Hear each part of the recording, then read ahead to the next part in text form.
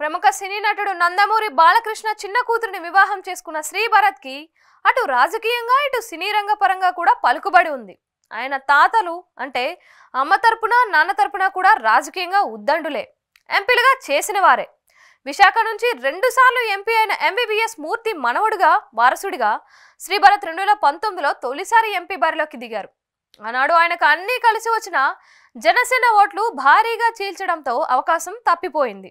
జనసేన నుంచి జేడి లక్ష్మీనారాయణ ఒక బలమైన సామాజిక వర్గానికి చెందినవారు కావటంతో ఓట్ల చీలిక జరిగింది. ఇప్పుడు వైసీపీ అన్నీ చూసుకొని ఏకంగా అదే సామాజిక వర్గానికి చెందిన బొత్స ఝాన్సీకి ఎంపీ టికెట్ ఇచ్చింది. ఈ విషయంలో వైసీపీ వ్యూహాత్మకంగా వ్యవహరించింది అనే చెప్పాలి. ఆమె విశాఖవాసి, విద్యాధికురాలు, 2 సార్లు ఎంపీగా పనిచేసిన అనుభవం ఉన్నవారు, కాపు సామాజిక వర్గానికి చెందినవారు, పైగా మహిళ కూడా. ఇలా అనేక సమీకరణలు ఆమెకు కలిసి వస్తున్నాయి. దాదాపుగా 40 ఏళ్ల నుంచి విశాఖ ఎంపీ సీటు స్థానికేతరులకు పోతుంది. ఎక్కడి నుంచో వచ్చిన వారికే ఈ సీటు ఇస్తున్నారు, వారే గెలుస్తున్నారు. ఆ అసంతృప్తి జనాలలో ఉంది. అది వైసీపీ పట్టుకొని తన నిర్ణయం ఇలా చేసింది. అదేవిధంగా బలమైన కాపు సామాజిక వర్గం నుంచి కూడా ప్రధాన పార్టీల నుంచి గతంలో పోటీ చేసిన దాఖలాలు లేవు, అలాగే గెలిచింది లేదు. దాదాపుగా 4.5 దశాబ్దాల క్రితం కొమ్మూరు అప్పలస్వామి విశాఖ ఎంపీ అయ్యారు. ఆయన 1980లో ఎంపీగా కాంగ్రెస్ తరపున గెలిచారు. ఆయన కాపు సామాజిక వర్గానికి చెందిన నేత. ఆ తరువాత మళ్ళీ గెలిచిందే లేదు. ఇది కూడా వైసీపీకి అడ్వాంటేజ్.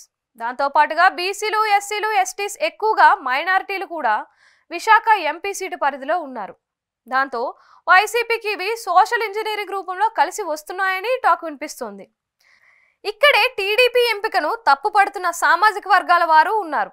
మూర్తి బతికి ఉండగా ఆయనకే విశాఖ ఎంపీ టికెట్ ఇస్తూ వచ్చిన టీడీపీ ఇప్పుడు ఆయన మనవడికి ఇచ్చిందని, విశాఖలో అతి తక్కువగా ఉన్న కమ్మ సామాజిక వర్గానికే టికెట్ ఇవ్వడం ద్వారా బలమైన సామాజిక వర్గాల ఆకాంక్షను అర్థం చేసుకోవడం లేదని అంటున్నారు. అంతేకాకుండా లోకల్గా ఉన్న వారికి, భూమిపుత్రులకు, ఉత్తరాంధ్ర వాసులకు ఎందుకు టికెట్లు ఇవ్వరని కూడా ప్రశ్నిస్తున్నారు. ఇక ఉత్తరాంధ్ర పరిరక్షణ వేదిక, అధ్యయన వేదిక వంటి ప్రజా సంఘాలు, సంస్థలు కూడా భూమిపుత్రులకే ఈసారి ఓటు వేసి గెలిపించాలని చేసిన విన్నపం కూడా చర్చకు వస్తోంది. విశాఖలో దాదాపుగా 18 లక్షల మంది ఓటర్లు ఉన్నారు. అందులో కాపులు 3 లక్షల పైచిలకు ఉన్నారు. అలాగే బీసీలు చూస్తే 5-6 లక్షల మంది ఉన్నారు. మరి వీరందరికీ టికెట్లు ఇవ్వలేరా అని ప్రశ్న వస్తుంది. ఇంకోవైపు చూస్తే విశాఖ సిటీలో 4 అసెంబ్లీ సీట్లలో కనీసంగా 2 సీట్లు వైసీపీ ఖాతాలోకి వెళ్లే అవకాశాలు కనిపిస్తున్నాయి. 2019లో 4 సీట్లు టీడీపీకి దక్కవని టాకు. గాజువాక, భీమిలి, విశాఖ తూర్పులలో హోరాహోరీ పోరు ఉందని, ఎస్కోటలో వైసీపీ మెజార్టీ సాధిస్తుందని ఆ పార్టీ నేతలు చెబుతున్నారు. ఈ లెక్కన చూస్తే వైసీపీ విశాఖ ఎంపీ సీటు గెలుచుకోవడం ఖాయమని విశ్లేషిస్తున్నారు. మరోవైపు చూస్తే రాజకీయంగా అనుభవం పరంగాను బొత్స ఝాన్సీతో శ్రీభరత్ ధీటైన అభ్యర్థిగా తలపడగలరా అన్న చర్చ సాగుతోంది. ఈయన ఇంకా యువకుడిగా ఉన్నారు. మొదటిసారి చట్ట సభలకు వెళ్లాల్సి ఉంటుంది. అదే అనుభవం కలిగిన వారిని నెగ్గిస్తే విశాఖ అభివృద్ధి సాధ్యపడుతుందని వైసీపీ ఇస్తున్న స్లోగన్ కూడా పనిచేసేలా ఉంది. డబుల్ పీహెచ్డీ చేసిన బొత్స ఝాన్సీ అభ్యర్థిత్వంతో టీడీపీ ఇబ్బందిలో పడిందని టాక్.